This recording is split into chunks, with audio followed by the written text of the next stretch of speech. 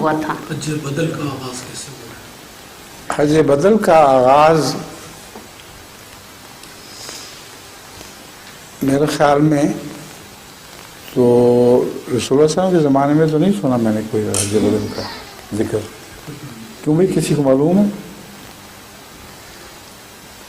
جو شخص حج پہ نہ جا سکتے ہوں مجبوراً، بعض لوگ ان کی خواہش کے پیش نظر ان کی طرف سے حج بدل کر لیتے ہیں، اور اگر اللہ تعالیٰ قبول فرما لیتے تو بہت کسی خوش قسمتی ہوگی جس کی خاطر حج کسی اور نے کیا اور اس کو قبول کر لیا۔ تو یہ روایت جو ہے یہ بعد کے زمانے کی ہے، یعنی یہ سنت جو ہے یہ رسول اللہ صلی اللہ علیہ وسلم کی نہیں بلکہ بعض بزرگوں نے اس سنت کو جاری کیا تھا، لیکن ایک اچھی سنت ہے جس کے خلاف کوئی فتویٰ مسیح علیہ السلام کا موجود نہیں ہے۔